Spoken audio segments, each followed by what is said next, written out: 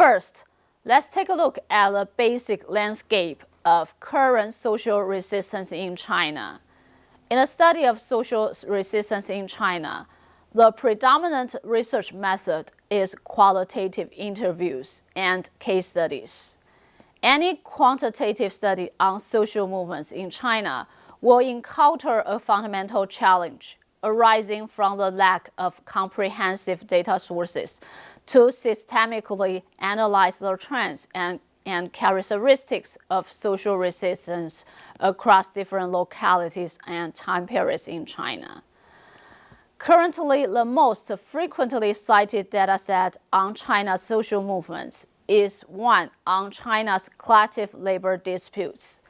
This dataset is called the Chinese Workers' Strike Map, compiled by a non-governmental organization, China Labor Bulletin, based in Hong Kong.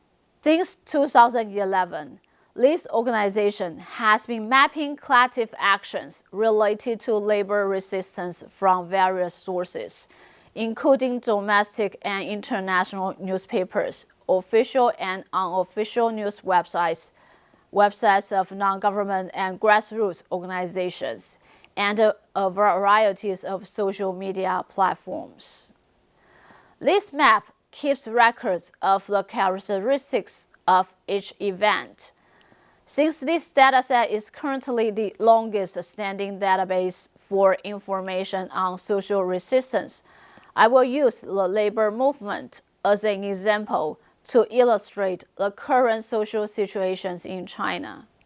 Figure 1 shows the distribution of collective labor movements in China from June to December in 2023. The numbers in the circles represent the number of collective labor movements.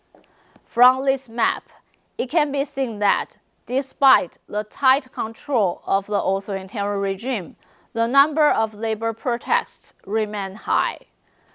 According to this database, the number of labor protests in China increased from 184 incidents in 2011 to over 1,500 in 2023. As of December of 2023, there were already 1,622 incidents in total nationwide. The rise in these numbers not only signifies an increase in workers' awareness of their labor rights, but is also associated with the fact that currently researchers have more channels to collect data on labor strikes. Many workers now use social media platforms like Weibo and WeChat to write about their grievances and to mobilize themselves, making these activities more widely known by the outside world, and allowing researchers to study the details of labor protests in China.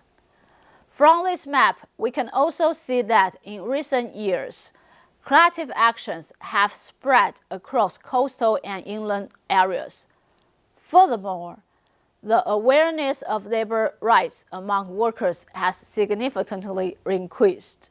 Workers do not only fight for their unpaid wages, but also for improved treatment and equal payments.